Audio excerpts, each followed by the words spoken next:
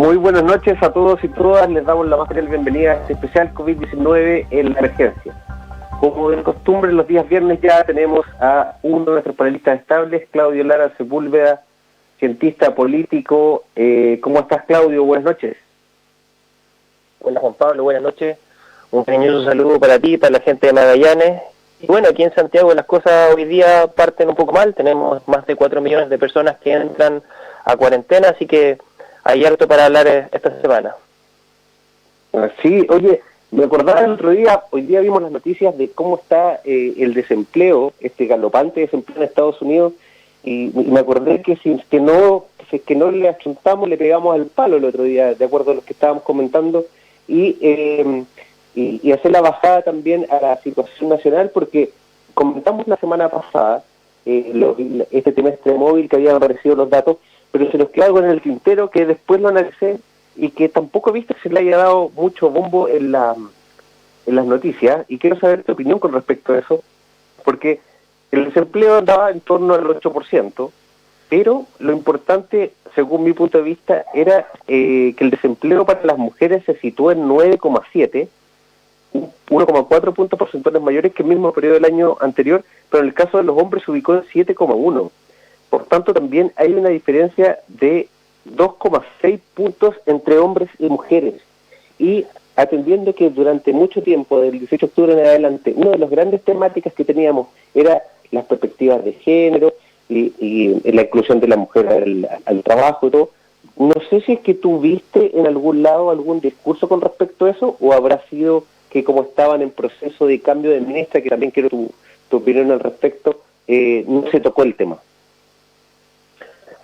Bueno, varias cosas hay. Yo creo que en los especiales de COVID-19 de la radio le hemos apuntado a varias cosas que han pasado, y creo que hemos estado siempre ahí poniendo la pauta en varios temas, y no nos quedamos atrás en el tema del desempleo en Estados Unidos. La verdad, nos escapamos por un punto porcentual, y eso es un juego de proyecciones, así que creo que el análisis de la semana pasada estuvo más que contingente.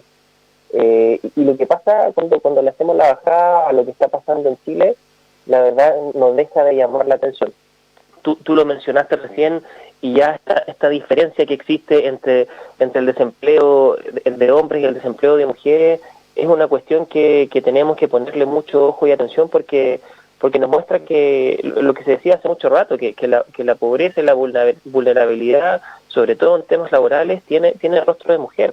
Y hay un tema, una deuda pendiente desde la sociedad chilena, desde el Estado chileno, en mejorar las condiciones laborales de las mujeres. Claramente existe una precarización laboral predominante en las labores que realizan las mujeres, y eso responde a una falta de foco, principalmente desde el Estado. Ahí el Estado es el responsable, porque hacen falta políticas públicas, hacen falta normativas que nos ayuden a forzar un poco a regularizar todas estas situaciones que hoy en día, la verdad, no nos debieran dar más que vergüenza, porque el desempleo no debería mostrar estos desniveles entre hombres y mujeres. Sí, hablando de mujeres también, yo comparto absolutamente contigo eso, y ahora en esta campaña que hemos hecho Magallánico, Puebla Magallánico, te diría que es un 80% las mujeres que son las que están llamando, no solamente por ellas, muchas en situaciones muy desfavorables, muchas mujeres solas, con hijos, que quedaron sin empleo, que tampoco tienen su ficha actualizada, una serie. Cada situación es un drama particular que hemos estado tratando de apoyar, pero también mucha mujer que además se preocupa mucho por sus vecinos, mucha mujer que dice, yo estoy medianamente bien, pero sé un vecino adulto mayor que vive 3 cuadras más allá, o hay uno que vive más atrás, o conozco uno en tal lado, muy preocupados de la situación, pero, como te digo, este tema del desempleo y la distancia abismal en estos 2,6 puntos casi, no vi que se haya tratado, pero cuando se hacía la bajada a las mujeres, hubo una mujer que es relevante en la historia del país, que es la expresidenta Bachelet, que vino hace unos días, también tuvo una reunión ahí sobre el tema de derechos humanos con la Universidad de Chile, y generó también algunas declaraciones que fueron polémicas, y salieron varios ministros también al paso. Si nos puedes contar un poco de qué se trató esta visita, en este caso, en su función de alta comisionada de derechos humanos a Chile de la expresidenta, en qué andaba, y cuál es tu visión de por qué aparece ahora también. Muchos decían, la expresidenta tampoco había aparecido mucho en el ruedo y aparece justo en estos momentos. Bueno, la aparición de Michelle Bachelet en realidad esta semana generó harto ruido, sobre todo en la dimensión política, porque la verdad cuando Michelle Bachelet aparece o dice algo nunca pasa desapercibida, pues eso siempre es así, es muy propio del estilo Bachelet. Ella se ha caracterizado por tener una comunicación desde lo político en la que siempre se hace notar. Ella siempre da opiniones que son muy contingentes, que aportan mucho al debate de la política nacional e internacional. Ya lo hizo desde su rol de presidenta de la República en 2 oportunidades y ahora obviamente lo está haciendo desde su rol de alta comisionada de derechos humanos. Y cuando viene Michelle Bachelet a Chile a hablar sobre el contexto de la pandemia, en conjunto con una invitación realizada por la Universidad de Chile, habló de todo lo que se podía tocar en función de la pandemia. Habló efectivamente de derechos humanos, habló sobre ciertas condiciones o requisitos básicos que se tienen que cumplir para la reapertura de la economía, tocó el tema del desempleo, habló del tema del desempleo y cómo el desempleo también le pega mucho más fuerte a las mujeres, porque principalmente las mujeres son las que tienen una precarización laboral muy superior por sobre los hombres, y eso claramente tiene sentido con lo que hablábamos hace un par de minutos atrás. Es un desafío de política pública que tiene Chile, pero también que tiene muy arraigado América Latina. Nosotros somos un continente que no hemos avanzado en políticas de igualdad de género y acortar este tipo de brechas que existen entre mujeres y hombres. Pero habló principalmente de lo que ella hoy en día está profesando por todo el mundo, que son los derechos humanos. Ella tiene una llegada muy importante en varios países y cuando viene a su país se siente a hablar con propiedad. Y habló sobre todo del tema de los derechos humanos enfocados en lo que están pasando, en un tema que ya tocamos anteriormente en un programa de radio, Juan Pablo, y que tiene que ver con la lógica del tema migratorio, de la gran población de migrantes que tenemos en Chile y cómo la pandemia les pega de alguna medida más fuerte a ellos, principalmente porque tienen condiciones laborales mucho más precarias, no tienen acceso a estos apoyos económicos que vienen de estos planes de ayuda desde el Ejecutivo. Por cierto, muchos no se pueden adherir a este plan de protección del empleo porque son parte de una población que trabaja de manera informal, hay muchos que también están indocumentados, entonces la pandemia le pega mucho más fuerte a la población migrante, de eso seguramente no cabe ninguna duda. También tocó el tema de los derechos humanos, Juan Pablo, desde las cárceles, lo que está pasando hoy en día en las poblaciones penales, y claro, es un tema que nos ha llamado mucho la atención a todos. También me parece que lo tocamos en algún momento, creo que hace 3 semanas atrás en este mismo programa, y lo que está pasando en las cárceles es preocupante. Si la realidad ya era extrema mucho antes del coronavirus, hoy en día lo que está pasando llega a ser una violación derechamente a los derechos humanos de los internos.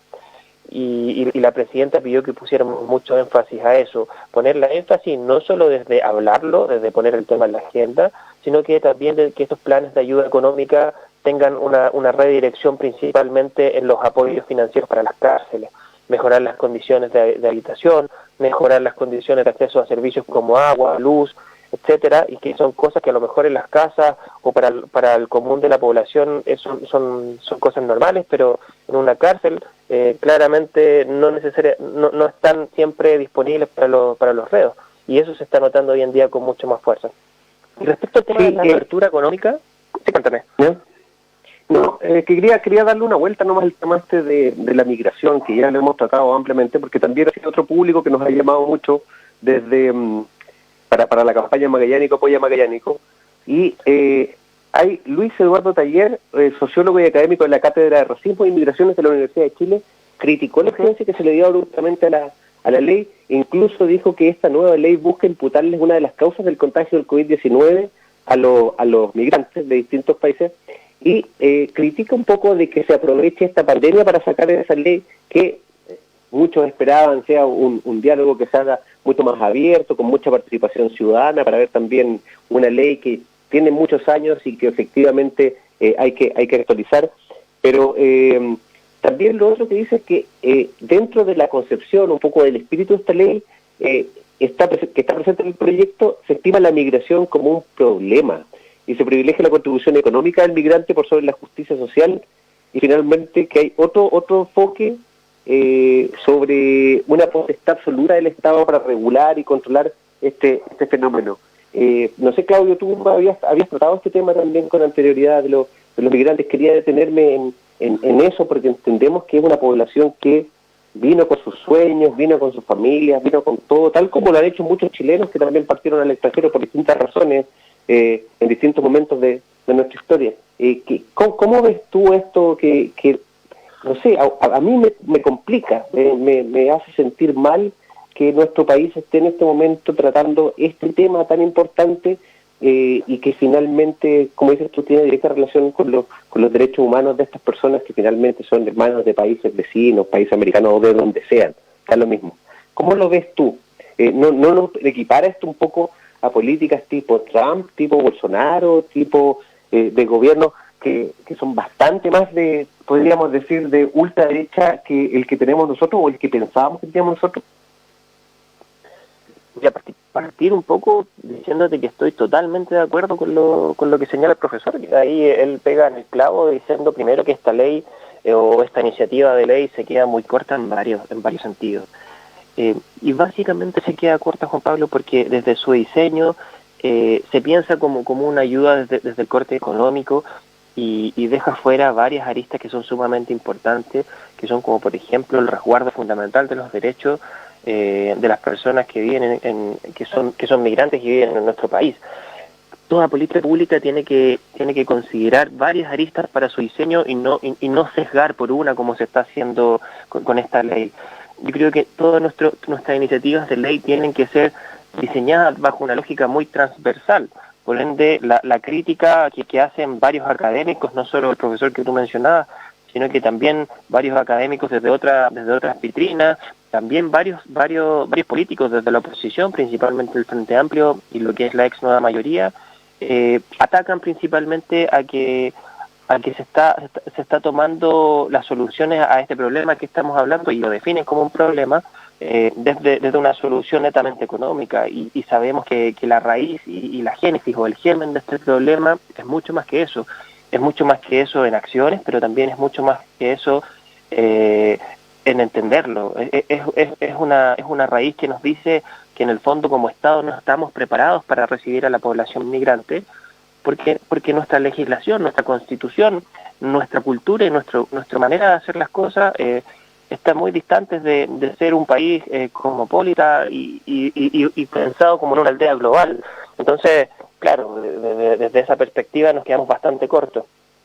Yo creo que tenemos que mirar esta iniciativa que se plantea como un punto de partida. No lo veo por ningún motivo como una solución directa, sino que como un punto de partida para empezar a poner sobre la mesa los temas migrantes y tomarlos en serio y en consideración, porque como conversábamos hace un par de programas atrás, los migrantes en Chile están cada vez siendo una parte de la población muy importante.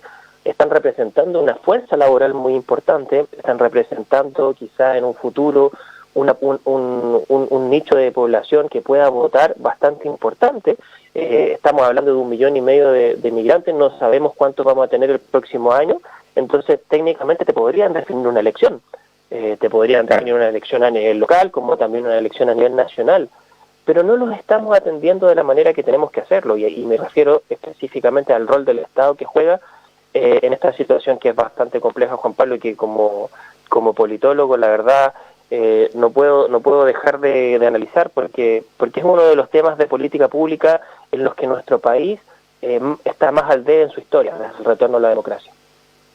Claudio, tú los nombraste, así que por eso los voy a sacar al ruedo. Quizás nos escapamos un poco del tema COVID-19, pero tú nombraste el Frente Amplio. El Frente Amplio ha estado estos días en la palestra por la iniciativa que en su momento tuvieron principalmente Giorgio Jackson con Gabriel Boric, representante acá de Magallanes, para la rebaja de la dieta parlamentaria. Y ahí hubo dimes y diretes, pero el retruco con el que le salieron, acá en Magallanes se juega el truco, el retruco fue de que, perfecto, analicemos este tema ahora, pero también veamos la disminución de los parlamentarios, atendiendo que el Frente Amplio tiene muchos parlamentarios que en este nuevo sistema salieron arrastrados o colgados de grandes votaciones, como el caso de Giorgio Jackson, que fue la mayor votación del país en su distrito. ¿Cómo ves esa pelea en la chica, que se copia en particular punto de vista no aporta mucho al debate en el que estamos, que son cosas más grandes, y eso vincularlo, porque todos decían que se bajen inmediatamente, ahora tuvieron que ir a Contraloría para que Contraloría para el Alta Dirección Pública, al Servicio Civil, para que le vean cuánto va a ser la disminución de la dieta, pero mientras se estaba analizando eso, por otro lado estábamos teniendo la reducción del presupuesto de bomberos. Entonces esto es como que por un lado te bombardean con el COVID-19 y que estamos subiendo de a miles y están muriendo gente, que está colapsado el sistema, que no sabemos si es un rebrote, que los test. Y por otro lado tenemos estas peleas que no sé, Claudio, te lo pregunto también como politólogo, ¿qué sentido tienen darlas en estos momentos, o crees tú que hay una estrategia detrás, o es solamente para tratar de ganar el quien vive, como se dice, y dejar un poco mal parado al contrincante? Sí, yo creo que este tema es bien interesante. Yo personalmente, cuando lo analizo desde el análisis de sistemas electorales, creo que hay que separar un poco las aguas. Particularmente estoy muy de acuerdo con la rebaja en los sueldos de los diputados, las dietas parlamentarias más bien. Estoy muy de acuerdo con eso. Siento que mucho de lo que salió en el estallido social apunta a un país lleno de desigualdades y claramente lo que reciben los parlamentarios escapa un poco de la mediana o de la media de los sueldos que reciben la mayoría de los chilenos. Y es reflejo de un país que es totalmente y brutalmente desigual. Y por ese lado no podría estar en desacuerdo, creo que tenemos que avanzar en eso. Pero no estoy de acuerdo por ningún motivo en la reducción del número de parlamentarios. Y esto te lo explico porque tenemos que jugar muy al filo con lo que es la representación de todos los territorios en el Congreso. Y ya antes de esta nueva reforma que tuvimos en el gobierno de Michelle Bachelet II, cuando el exministro Peñailillo logró romper el binominal, avanzamos bastante en temas de representación. En mi opinión como politólogo, cuando imperaba la lógica del binominal y teníamos una Cámara con 120 diputados, el país estaba totalmente subrepresentado. Entonces, la verdad, la gestión de la política pública y la gestión de las leyes desde el Congreso no necesariamente representaban a la voz de un país. Teníamos territorios que de verdad estaban subrepresentados y efectivamente teníamos que avanzar en eso. Siento que el aumento de diputados, el aumento de escaños en la Cámara de Diputados fue algo muy sano que logramos con la ruptura del binominal. Por ende, como te lo dije desde un principio, soy un defensor de mantener la cantidad de diputados que tenemos hoy en día, pero también soy un gran impulsor de que se tienen que reducir el monto de las dietas de los parlamentarios. Y claro, en esta lógica todos van a querer ganar esta pelea chica y claramente el Frente Amplio está siempre en la agenda con estos temas, porque la reducción en la dieta parlamentaria es un proyecto que viene y que nace desde diputados del Frente Amplio, pero que ellos también no han sabido defender. Siento que ahí han pagado el noviciado un poco en esta aparición muy pronta en el Congreso. Muchos de ellos no tienen mucha experiencia en el juego legislativo. El juego legislativo es súper duro. La verdad, lo que pasa en el Congreso, lo que pasa en los pasillos en el Congreso, es una batalla campal muchas veces, y el Frente Amplio ha pagado el noviciado varias veces y ha salido trasquilado.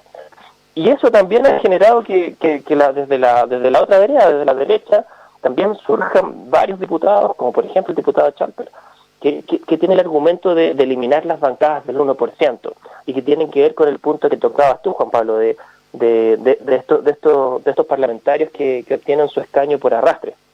Pero la verdad, esa es una realidad que pasa en todas las listas. O sea, en las listas de la izquierda siempre hay escaños que se logran por arrastre, y que no me cabe duda que en las listas de la derecha hay un montón de escaños que salen por arrastre, principalmente en todos los distritos que son de la región metropolitana, que la verdad hay varios diputados que se meten en el juego electoral ahí y ganan por una cantidad de votos muy mínima, y muchos de los votos que ellos obtienen son porque van en lista con otros grandes personeros políticos o figuras de alto impacto en la política, que logran tener una cantidad de votos bien importante que le alcanza, primero, para ellos ser electos, y segundo, para alimentar una lista y sacar uno o dos candidatos que vayan con ellos.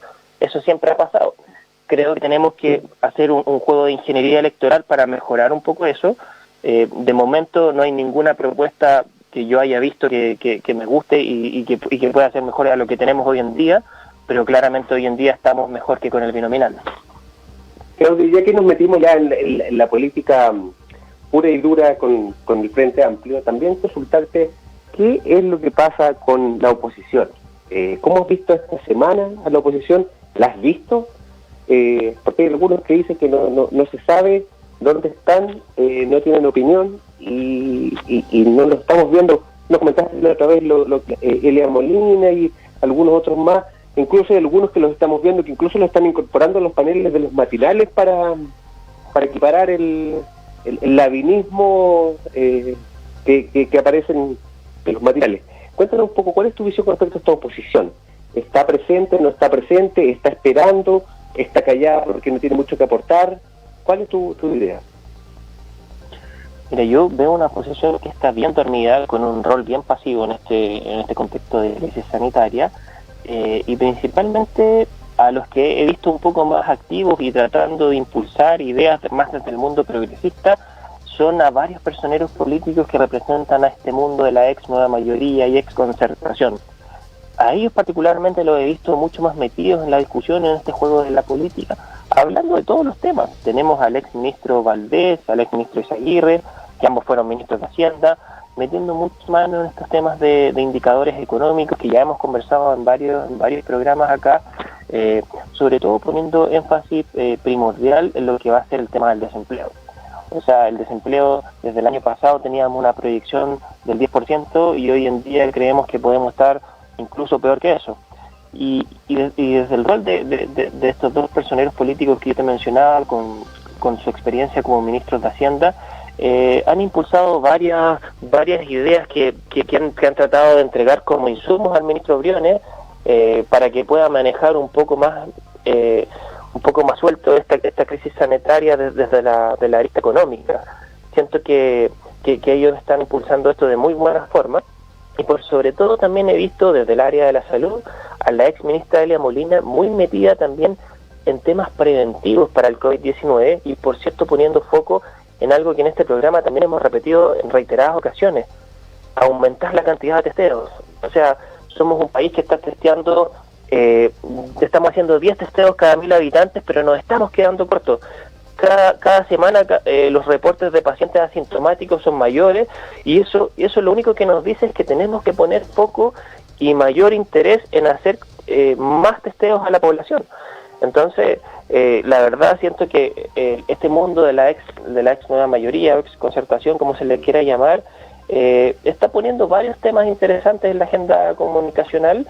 No veo muy activo el mundo del Frente Amplio, siento que están mucho más en esto que tú decías, como en esta suerte de la pelea chica, en una discusión que siento que no ayuda mucho al país en superar la situación en la que hoy estamos, que por cierto es tremendamente difícil, no solo para nosotros, sino que para toda la región. Latinoamérica en sí es una región muy vulnerable, y espero un poco más de proactividad, pero de esa proactividad que ayuda a impulsar a este país a salir adelante. O sea, se nos vienen meses muy complicados, no solo en la lista sanitaria, que seguramente la cantidad de casos van a seguir aumentando. Espero también que con esto de las cuarentenas que se vinieron para una cantidad de comunas impresionante en todo el país, y por cierto con principal énfasis en la región metropolitana, en donde está la mayor concentración de casos, ayuden un poco a controlar o apaciguar la cantidad de contagios y a controlar en alguna medida esta curva de contagios que tanto nos preocupa. Pero también espero que podamos salir adelante en varias materias que a mí me preocupan. Yo siento que el tema del desempleo va a venir mucho más fuerte ahora cuando salgan los resultados de abril con este tema de la ley de la protección del empleo, y toda la gente que vio congelado sus contratos y toda la gente que no ha podido trabajar porque técnicamente vive del día a día. Entonces la foto que vamos a tener ahora con los datos de abril va a ser diametralmente superior a la foto que ya vimos con los datos de marzo. Entonces tenemos que poner las alarmas con eso, y siento que el mundo de la oposición está muy al debe. Claudio Lara Sepúlveda, nuestro invitado del día de hoy. Te agradecemos mucho, Claudio, este contacto y te dejamos invitado para el próximo viernes para ir viendo cómo esto va avanzando. Buenas noches, Claudio. Buenas noches, Juan Pablo, te mando un gran abrazo a ti y a la gente de Magallanes, nuevamente felicitarte por la campaña, espero que sigan ayudando a la gente vulnerable de la región, y también mi saludo a Franco en los controles. Muchas gracias. Terminamos con esto, el primer bloque. Quédese con nosotros porque ya viene Rigoberto Figueroa en el segundo para analizar este y muchos más temas relacionados al COVID. Muy buenas noches y quédese con nosotros.